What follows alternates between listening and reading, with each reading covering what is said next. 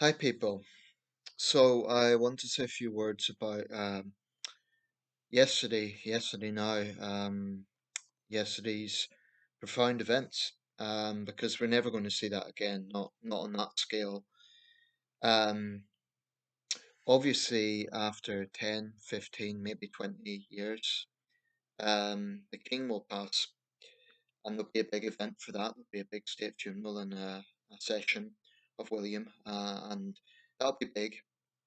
But the history of this today, yesterday, um, we'll never see that again. We'll probably never see a queen again. The only situation we would see a queen again, a queen reigning that is, as opposed to a queen consort, is if some awful tragedy happened and Charles, William, and George died, and then Princess Charlotte were to ascend the throne. But realistically, it's highly unlikely because, as a protocol, royals actually travel separately. So the Prince of Wales and the King would never travel together. Um, I think it's something similar to how in the American line of succession, although they use that term in a slightly different way. I don't think you would have the American president and the Speaker of the House and the Vice President all traveling together for the same reason. That if a tragedy were to occur, you wouldn't like have a whole family perish. I mean, we're talking here about 1,000 years of monarchy. And it's true that the current line goes back to Hanoverians, the Act of Settlement in 1701, and the Hanoverian dynasty from 1714. Um, those who have a bit of knowledge of British history will know the things I'm referring to. That was a very interesting period of our history, sort of circa the Glorious Revolution in 1685, 1688. Um, to the Hanoverian takeover in 1714. There was a character, I'm just going to say this briefly, widely known in the UK as Bonnie Prince Charlie, who styled himself as Charles III. Now, he was never crowned, and by the 19th century, the Jacobite claims had more or less fizzled out. His brother Henry never pursued the claim. There's a lot of romance around that period. I was watching the film Rob Roy the other night. Which actually alluded, it's a good movie, but it alluded it alluded to Jacobite risings of 1715 and 1719, although it's set in that period. Um, so, when we look at all the pageantry and whatever people think of monarchy, I think there is something unique about this. It's true that there are other monarchies around the world, but not any that carry the sort of prestige and prominence of the British royal family. And I don't say that as a matter of disrespect, but just as a matter of fact. Um, Interestingly enough, though, there's now only one Queen reigning left in the world, Queen Margaret II of Denmark, who apparently, like our late Queen, is very respected within Denmark. And she has been on the throne for quite a long time, 50 years. She's celebrating her Golden Jubilee this year. I believe she had quite a close relationship with Elizabeth II, so she's now the world's last remaining Queen reigning. There are, of course, kings, but in other monarchies, they're more used to abdication, and the British monarchy is somewhat unique. I'm not talking in terms of a constitutional monarchy, but I mean the precise arrangement that we have, because if you look at a lot of other European monarchies, they're very watered down. The Spanish monarchy, the Scandinavian monarchies are very much family affairs. There's nothing quite like the British monarchy. We're not an absolute monarchy. The king cannot interfere in politics. We do not have, thank goodness, there's majest in this country, as is the case in Thailand, and we haven't had absolute monarchy since the Glorious Revolution, as is still the case in Morocco and the Gulf states. Um, but there is something about the British monarchy that is quite unique. I'm a slow reader, but last night I wanted to symbolically finish this before the state funeral. I was reading the last few chapters of Andrew Marr's superb 2011 book, Diamond Queen. Now, Marr is an outstanding journalist.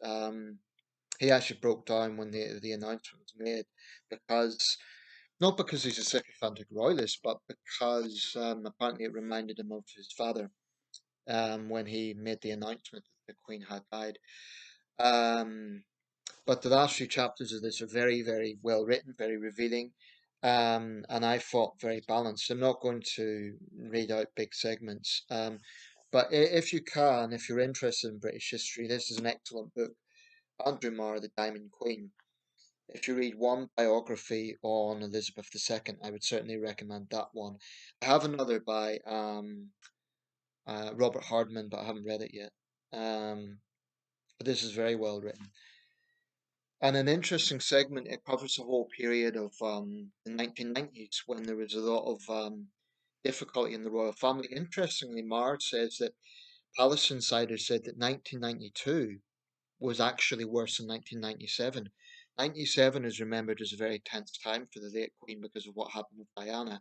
Actually, 1992 was worse because that year not only had the Queen's own home been destroyed, Windsor Castle, the Windsor Castle fire, that wasn't Buckingham Palace, which the royals have always seen as sort of an office. That was their own home. Then it got into issues of finances. Then there was the divorces, and it was just a relentless string of bad news for the Queen. Um, but what's interesting is Mar's take on the whole Diana saga, which is a take that we don't often hear.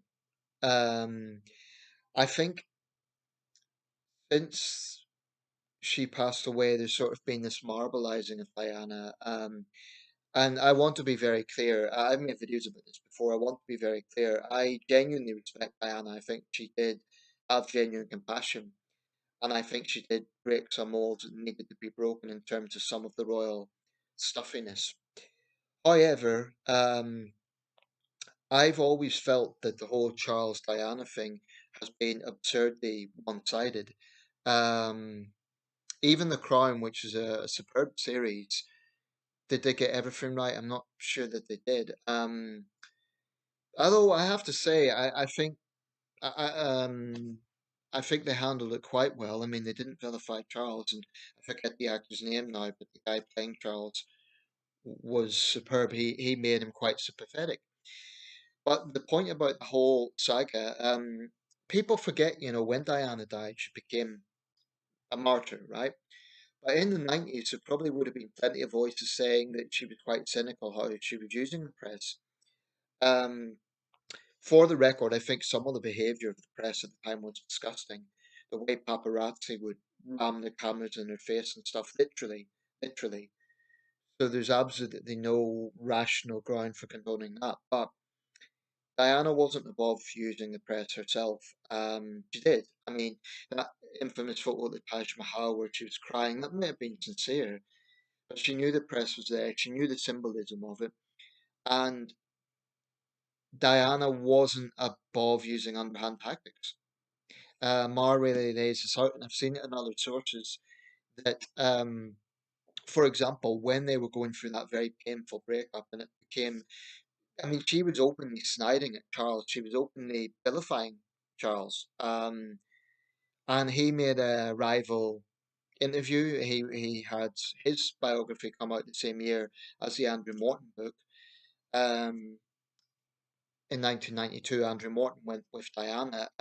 Charles, against advice, went with his biography came out with Richard Dimbleby and was widely seen as a rebuke. Many said that was a mistake. But I do think that people made that whole situation black and white. Now, Charles wasn't a good husband, let's be honest about it. Diana was a young woman, a lot younger than him. She wasn't well prepared. Charles was sloppy in terms of helping to prepare her for that life. I think he could have done a lot more, regardless of his feelings for Camilla. I think he could have done a lot more in terms of helping Diana um, mold into royal life. But, that young woman of the 80s became quite an assertive woman of the 90s. And uh, like I say, she was openly going to interviews and sniding away and keeping the press speculation fueled. And much like the Oprah interview, the royal family couldn't really fight back, and Diana knew that.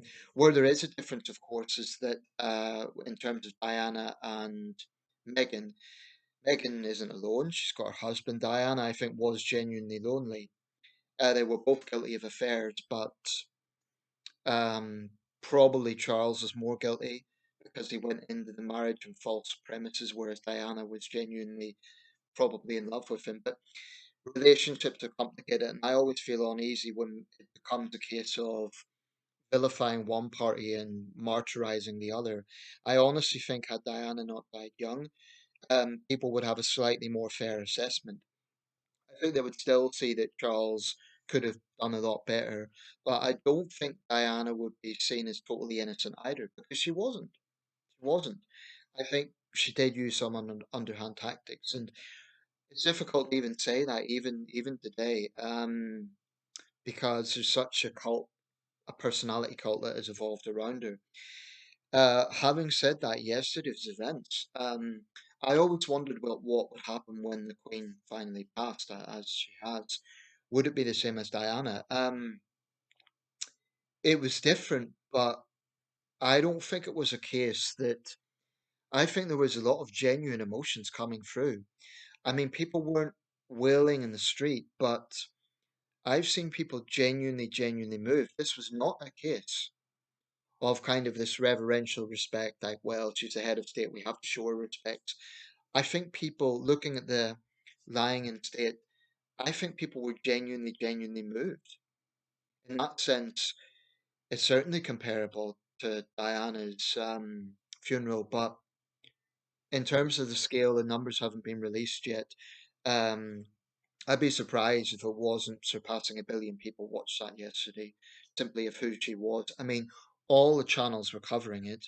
Certainly the BBC and Sky, CNN, NDTV, New Delhi Television had rolling coverage. So, um, I think TNT, the Turkish network, Euronews, they were all covering it.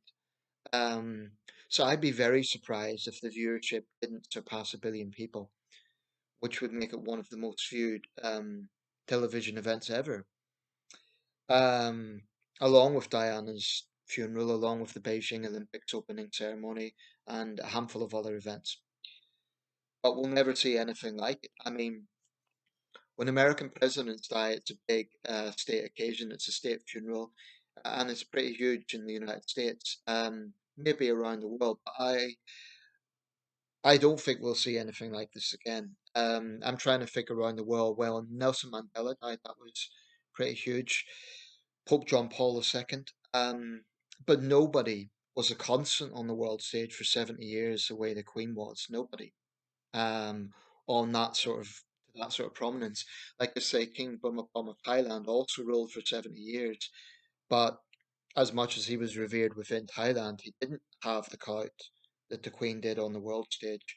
He was respected. He was the head of state, but um, you can't understate how big a legacy she had in that sense. But here's the incredible thing about Elizabeth II, and it was pointed out several times yesterday. She really presided over decline. When she became queen, we were still a superpower. When she passed away, we're a great power, but we're no longer a superpower. And yeah, I do say we're a great power because we fit all the definitions of that. Could Britain now decline even further to become a middle power? Anyone who understands how geopolitics works, you have superpowers, great powers, middle powers, then everyone else. It's possible. It is possible. And it would be a very sad thing. I'm a patriot. I don't want to see my country decline. But the fact that I think it's a testament to how great a constitutional monarch she was, that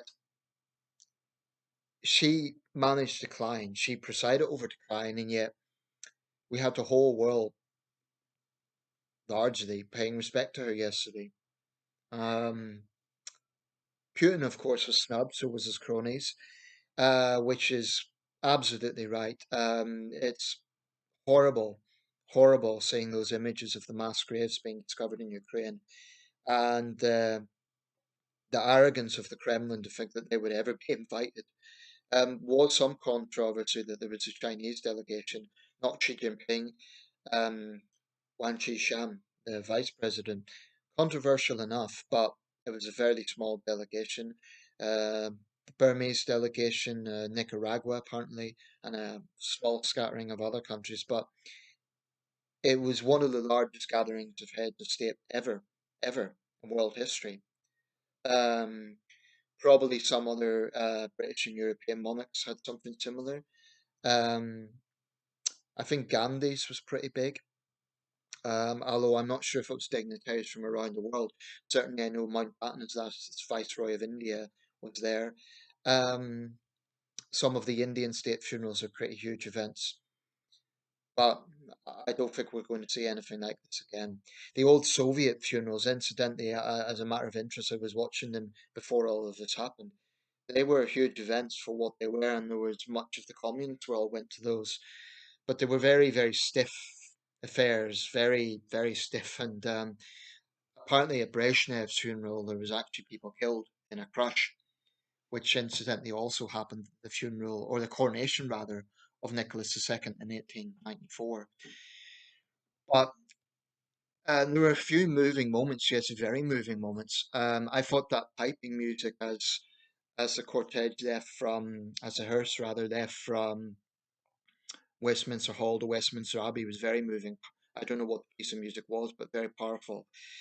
I thought that for me, one of the most moving moments in the day, of course, came with the lowering of the coffin into the crypt at St George's Chapel and the ceremonial breaking of the, I'm not sure what that instrument's actually called, but the handover of the instruments of sovereignty, the orb and sceptre, and all of that, the crown, profoundly moving. I think it's fair to say the king, understandably, looked ashen faced, solemn.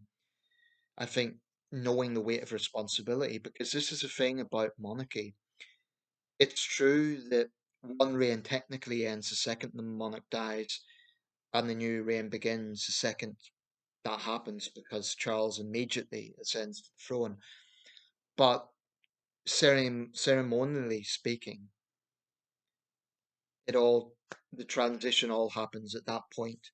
Now we're now truly in the Carolean age because it's that's it. Elizabeth II's been laid to rest, but it's those powerful, majestic words, "Our sovereign lady, the most high and mighty Elizabeth II, by grace of God of the United Kingdom of Great Britain and Northern Ireland, Queen, defender of the faith, um, of the most order of the noble order of the Garter."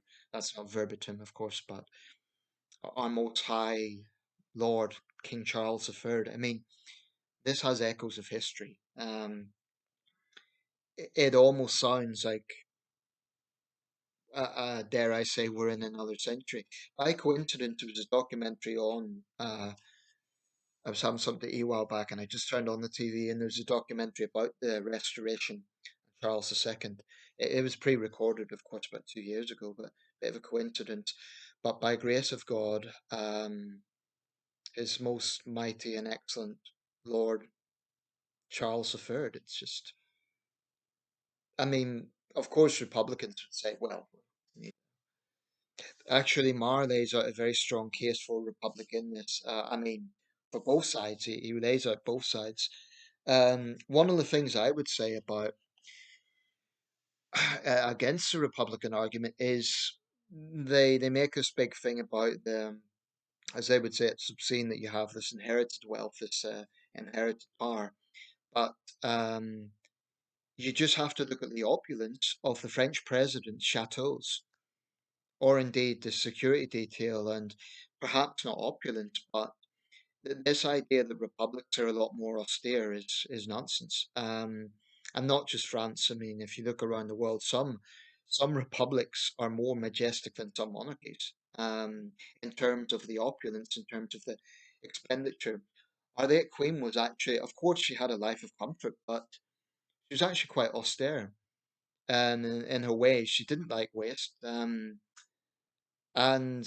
there's a lot of things I think people don't realize, and I just think this is an excellent book. It's not sycophantic, it's not uncritical, but it is very well written. Um, I'm just going to close with a few thoughts because there's going to be a lot of challenges to the new king. One of them, of course, is going to be the role in the Commonwealth because head of the Commonwealth, although it's inherited, Charles is astutely aware, and so is William, that this is not something they can take for granted because it's a voluntary organisation. The members of the Commonwealth are there by choice. Now, even those countries that have become republics have chosen to stay in the Commonwealth, and we no longer call it the British Commonwealth, but really, if we're being honest, the United Kingdom is a mother nation. There'd be no Commonwealth without the British Empire. That's a fact. But I think Charles and William are very, very aware that they have to tread carefully. Now, and I'm not going to get into the whole big thing about reparations and so on. I think I've already mentioned that. I think we could say that reparations were already made in the abolition of the Slave Trade Act of 1807. 40% of the treasury was spent on that act. 40%. That's a staggering amount of money.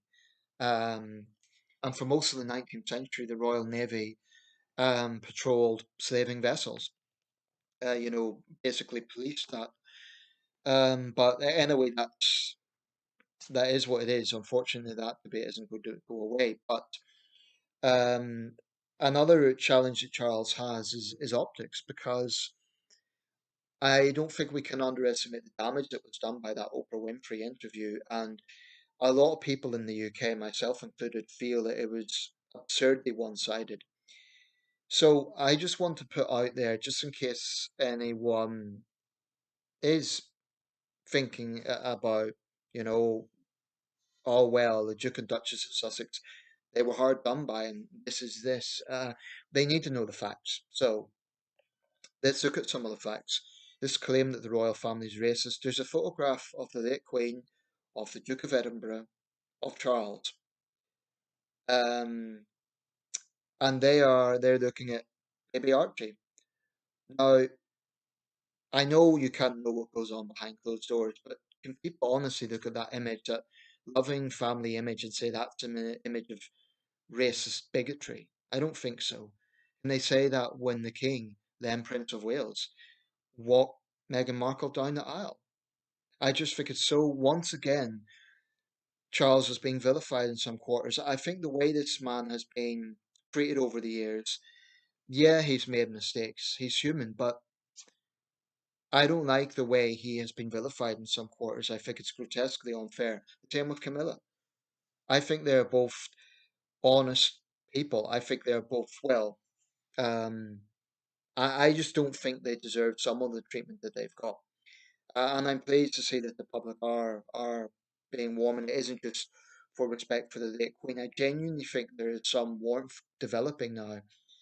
Maybe it's taken time, but I think it is there, and I'm pleased to see that. But there's been a lot of misconceptions, not helped by the Sussexes. One is this ridiculous claim that Archie wasn't given a royal title, baby Archie, because his mother's mixed race.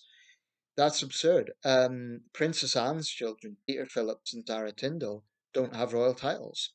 Even though Peter Phillips is actually the Queen's oldest grandchild, no royal titles. Now, partly this was Anne's choice. She felt that it would put pressure on them, and they seem to be quite content people. But actually, the reason for this is because under protocol set out by George V, royal titles would go to the grandchildren of the monarch and the direct line of succession. Now, Archie and Lilibet are children of the Duke of Sussex and the Duchess of Sussex. They're not in the direct line of succession. Harry's no longer in the direct line of succession.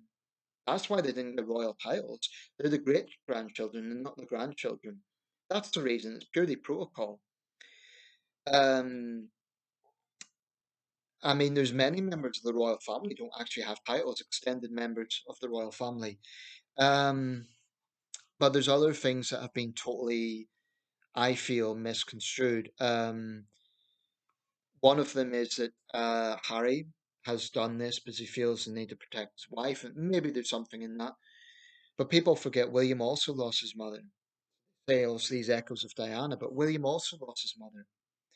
The biggest issue British people have with Harry and Meghan is they want it both ways. They want to step back from royal duties, yet they want all the titles and privileges that come with royal titles.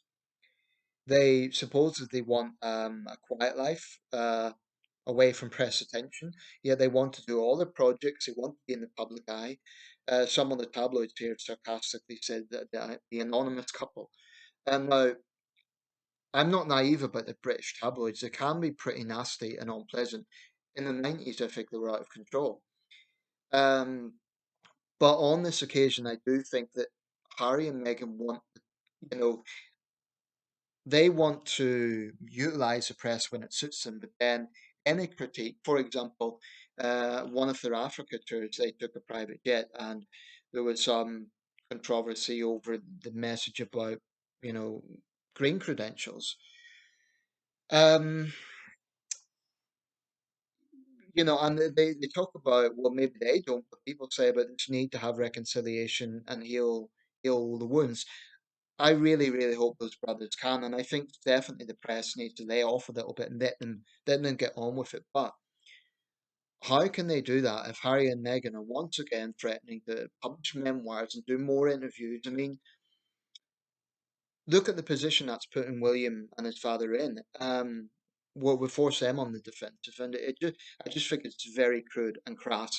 I've always felt that about tell-alls, even outside the royal family. When you get actors and they want to spew out information on their ex-husband or their ex-wife, and I just think nobody wins in that because all it does is end up with lots of speculation. I think people in the public eye need to be somewhat subtle. Families have differences, all families, right? But going to a talk show host and just spilling it all out, tell-alls, I've always found tell-alls sleazy. And yeah, the press feeds off it, but the person in the public eye is making that decision to do the tell-all. Now, Harry and Meghan might say, oh, it's to tell our side of the story. The press has speculated on us, but they know that the royal family can't retort. I remember that really awkward time when Um, the Prince of Wales, then the Duke of Cambridge, who said, are your family racist?" I mean, this is grotesque. If you know anything about the British royal family, the Windsor dynasty under Elizabeth II, the fact of the matter is they're sovereign. When the Thatcher government was criticised for being slow to act on sanctions against apartheid South Africa, it was the Queen who actually stood against her prime minister. She backed the heads of the Commonwealth who wanted stricter sanctions for South Africa. Now, some would say that was meddling in politics, but the Queen recognised the importance of respecting the views of her other prime ministers, and she made her feelings clear to the prime minister. Actually, Mar talks a lot about the relationship between Thatcher and the Queen. It's a bit of a misconception that they were at loggerheads because they were the two powerful women in the country, but they actually had quite a good relationship apart from that incident over South African sanctions. Um, it was a complex relationship, but overall good, and apparently the Queen did actually miss her when she left Downing Street. Anyway, I'm going to wrap this up again, a bit too long, but I just hope that people give Charles a chance, and I hope those who just believe blindly everything that Harry and Meghan says. I'm not saying they have had an easy time of it, but I am saying that a lot of it is misconceptions. The race thing is one of the most grotesque smears on this country. I mean, I collect newspapers, and the fact of the matter is, when the Duchess of Sussex came to this country, I mean, she was welcomed widely. People were cheering for her. The tabloids were all full of articles, full of praise. I mean, it was just so I just think it's grotesque how they have smeared this country. Harry, Harry, put his life on the line serving this country, so he should know better. I mean, to put out this narrative that he is. I mean, people talk about Meghan Markle. Well, Harry's a grown man.